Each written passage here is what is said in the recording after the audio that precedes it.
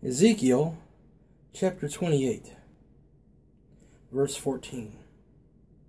Thou art the anointed cherub that covereth, and I have set thee so. Thou wast upon the holy mountain of God. Thou hast walked up and down in the midst of the stones of fire. Thou wast perfect in thy ways from the day that thou wast created, till iniquity was found in thee. By the multitude of thy merchandise they have filled the midst with violence, and thou hast sinned. Therefore I will cast thee as profane out of the mountain of God, and I will destroy thee, O covering cherub, with stones in the midst of fire. Thine heart was lifted up because of thy beauty. Thou hast corrupted thy wisdom. By the reason of thy brightness I will cast thee to the ground, and I will lay thee before the kings, that they may behold thee. May God bless the reading of His Word. Welcome to Bible Smack. Alright, today we are now on class number 16. New Year's Cosmology class number 16. The Fall of Lucifer. A. Here's your sign.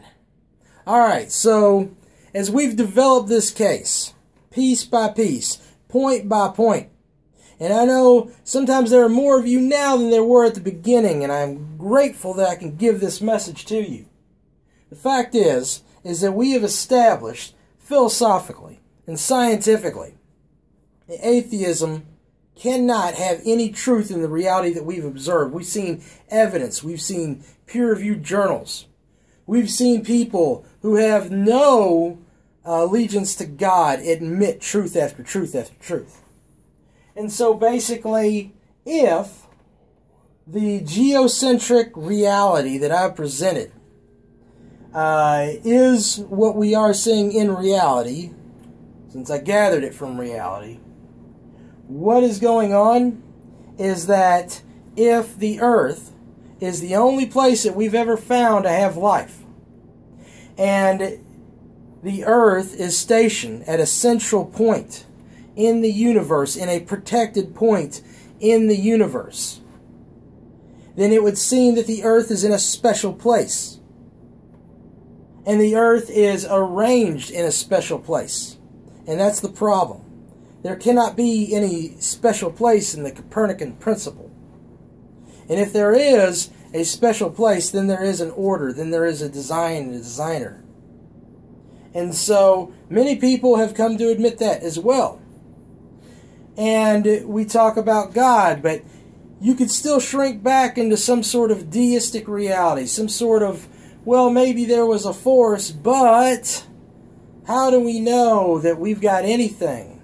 How do we see this idea of religion as any communication from this God? And I'm going to say not only that, but as we point out in class number 3, God has signs that He's given us, but it doesn't mean that we necessarily believe those signs. Nor do we, thousands of years later, understand those signs. And yet God has signs for us today. Now, these signs, when we trace back religion in the ancient days, they all go back to the astrology. Astrology that is still in newspapers today is based off of these signs from the stars. What's going on there?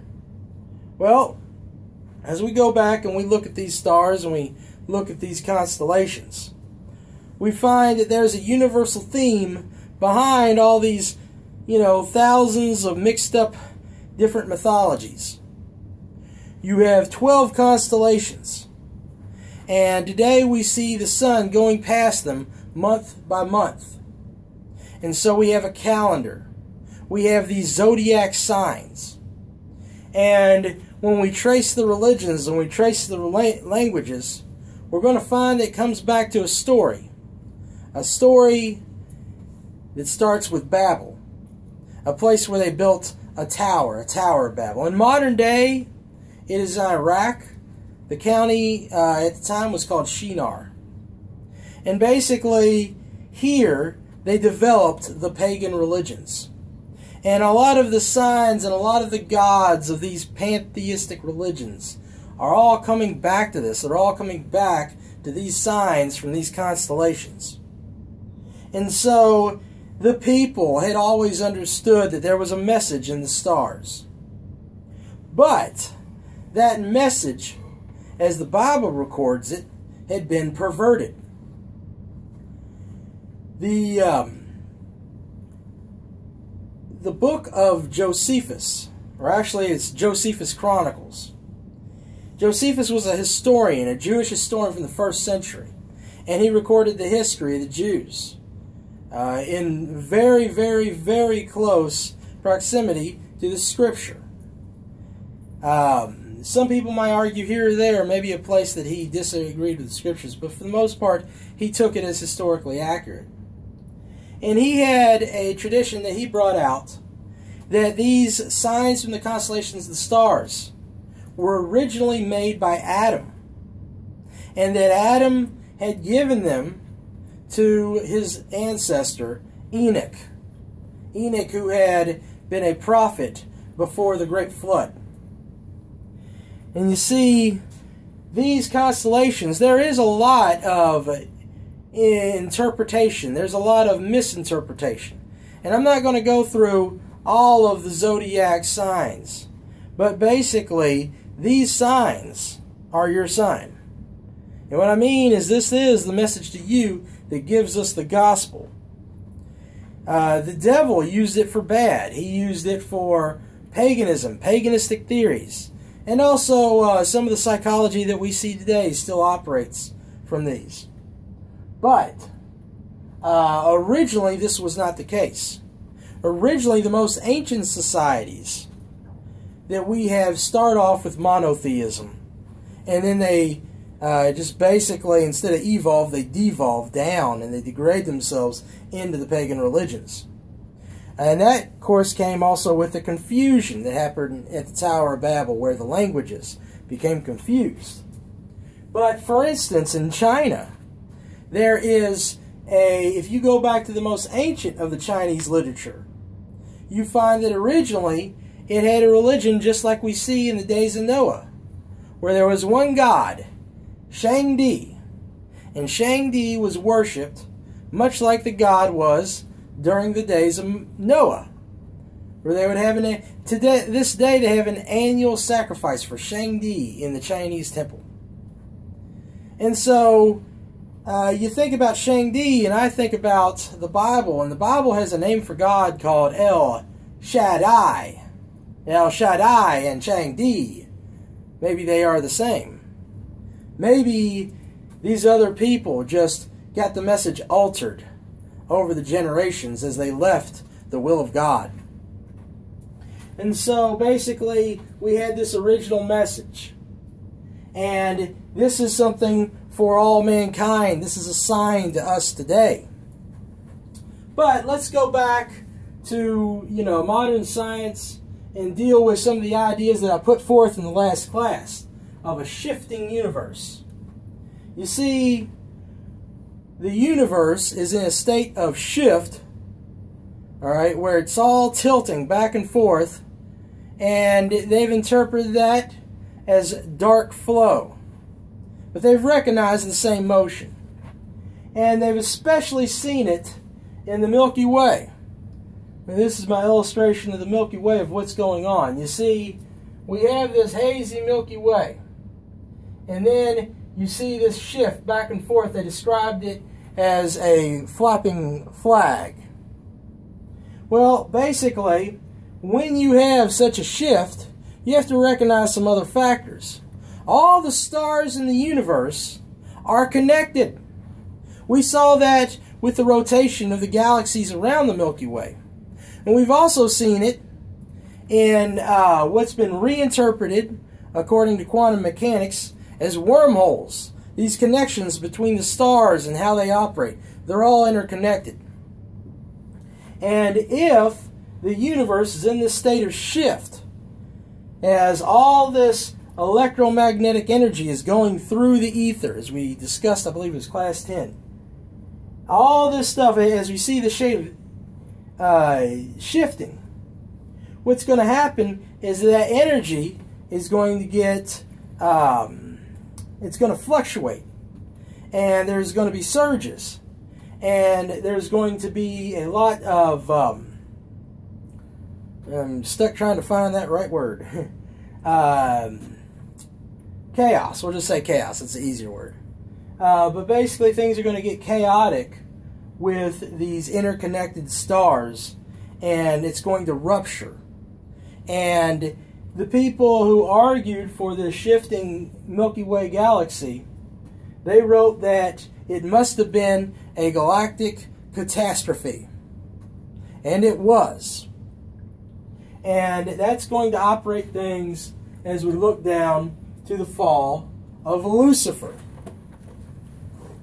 Now, I'm going to have my producer here help me out, and he's going to show us this diagram of the Zodiac. Let's make sure we got a good picture there. Obviously go up and down a little bit, and basically you got to get this on a big screen to kind of get the full effect. But back up just a little bit. One thing that you have to understand in Scripture is that the throne of God is said to be in the north. Now, of course, when we go to the north of the universe, that would be over here. It says polar star. That is the North Star. Everybody talks about the North Star. You'll figure out where you're going if you can find that North Star. And so basically, God's throne would be over the north. Okay, and of course they got Cephas over here as some god ruling, so you kind of wonder there.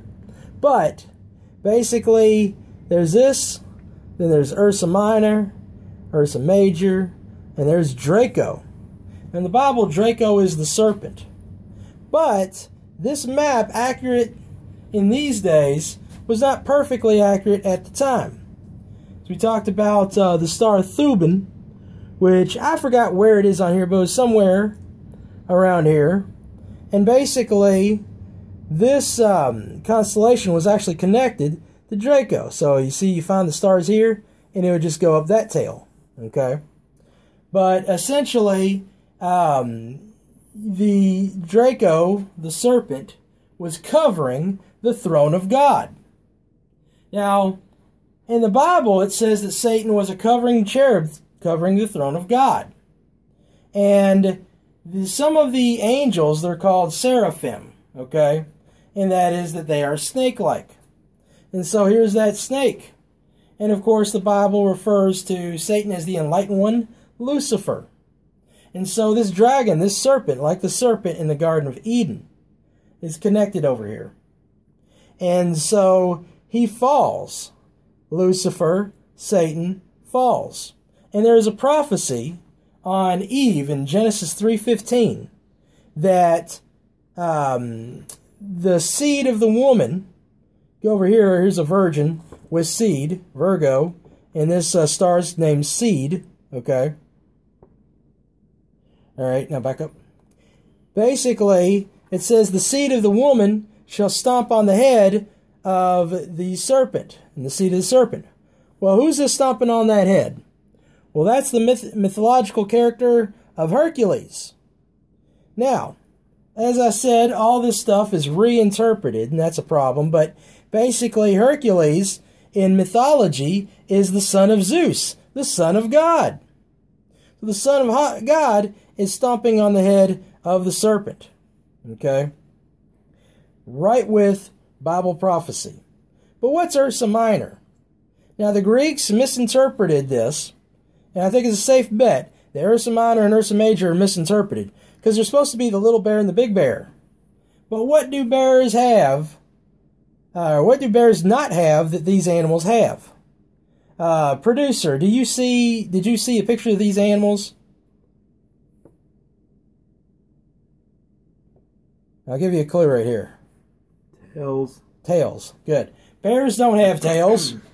Bears don't have tails. The Greeks misinterpreted an Arabic word which sounds like bear in their language, but actually it meant sheep. And even though there are some short-tailed sheep, there are long-tailed sheep. So that was a small sheep and then you had the big sheep.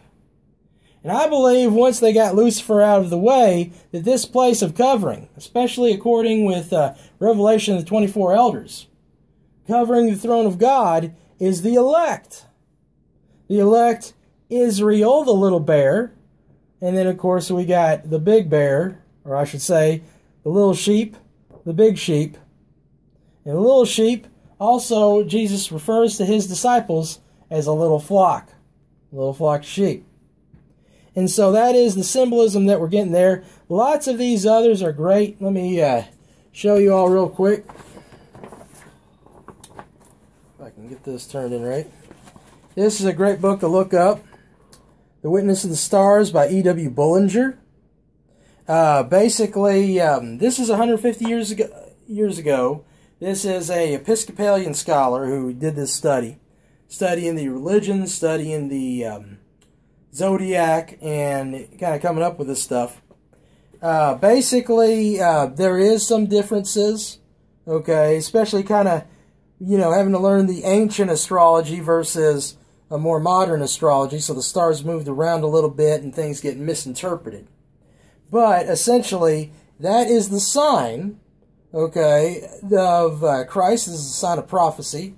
And I forgot one. You just can't leave this one out. Okay, you talk about a sign. Look over here. Very close right there. That is the constellation Crux. And what does it make? It makes a cross. Here's your sign. Okay? A lot of people, I've heard atheists give this rant. They say, well, hey, why isn't there a big sign in the sky? Well, you have a big cross somewhere. I've heard atheists say, why don't you have a big cross somewhere? Well, we do. Okay, it's called the Southern Cross. Boom. So, now, if we have a designer, now we have signs in the sky and all this kind of stuff. And basically, you had the fall of Lucifer, and that's covered in other passages.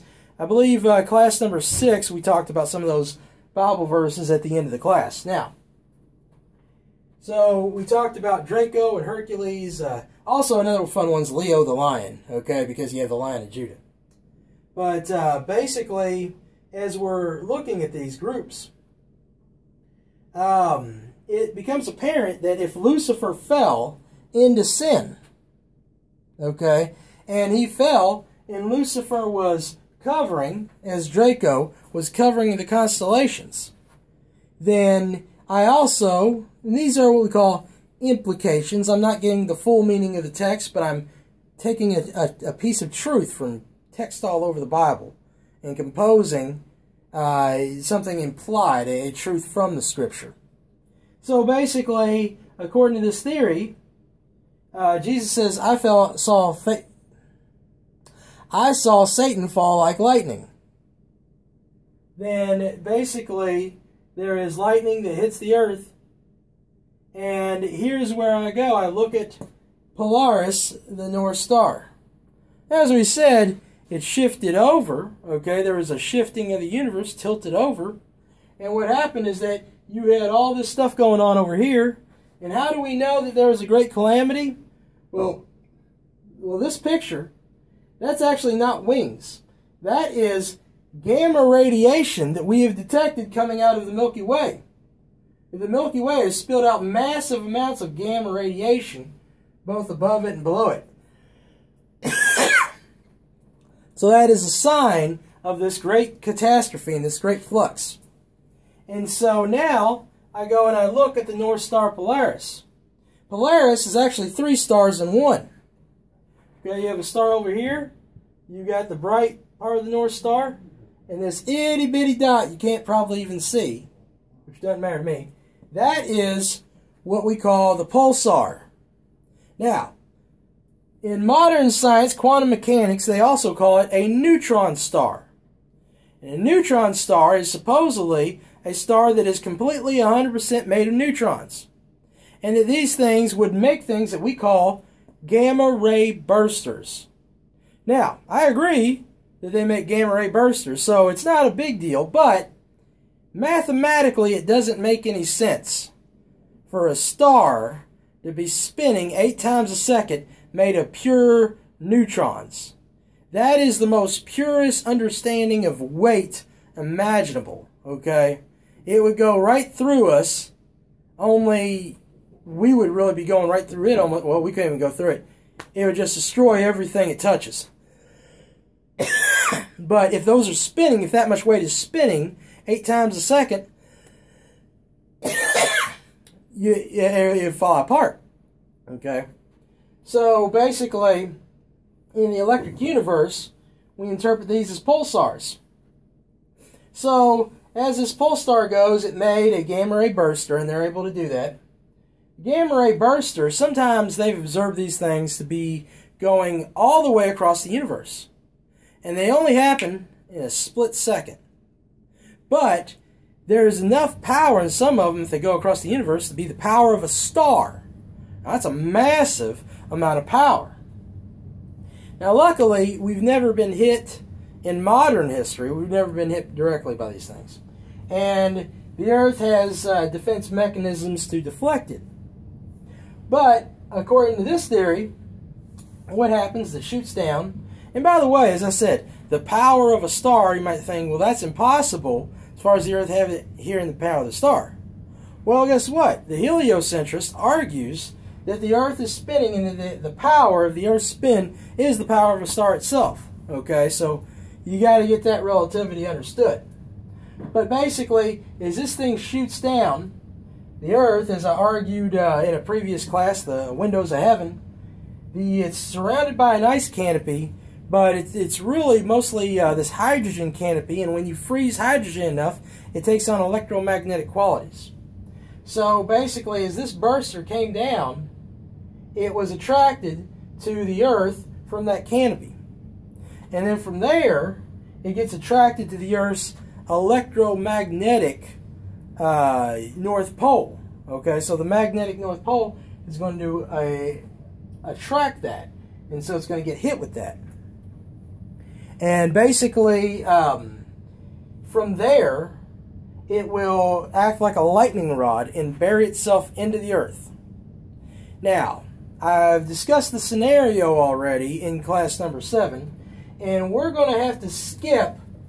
We're going to go to part B that tells about what happened when that happened, and we'll also discuss different issues of mythology. Now, mythology, of course, we know that mythology is not real, but sometimes it describes true facts because people had a polytheistic mythological worldview in the ancient days. And so sometimes when they saw something, they would describe it in language that would be mythological. And so sometimes you have to watch out because sometimes a myth can still tell you a fact. A lot of archaeologists, for instance, have talked about the Iliad that way, that it has a lot of historical facts in it. And so basically, we'll discuss mythology that agrees with this and history and everything like that. And so once we get that historical core, that'll really start to show where all this kind of stuff has been, where it's ended up, how that's going to set up things for the flood. But in between there, we need to talk about the Earth. Okay, so we'll go over the Earth and talk about the nature of the Earth being a wet planet as opposed to a volcanous planet. And let me see here. I don't want to hit anything else. Yeah, here's one thing to think about, though. Okay, just bear with me here. I have this ancient idea, and we went over the ancient placement of the stars. Now, you could argue, well, they saw stuff and they got mixed up and whatever, who cares? But the question is, why does the pole star happen to have been part of Draco originally? And he discusses it here. He wasn't meaning to really get into this part of the discussion. But it says here 153. Okay, it's a 150-year-old thing. He has no idea what I'm going to be talking about with it. And it says the polar star has been removed from the dragon, see Draco, and is now in the lesser fold. And when the dragon shall be cast down from the heavens, the heavenly seed shall be safely folded there. Okay? How? How did they know that there is a pulsar that's capable of a gamma ray burster in that star? That same star that is centrally located.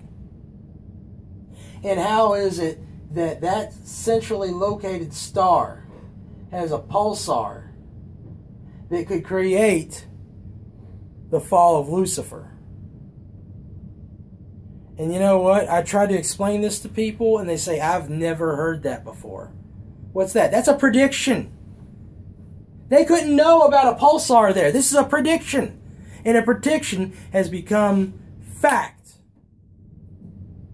Starting to wonder, maybe this hypothesis has become a theory. See y'all later.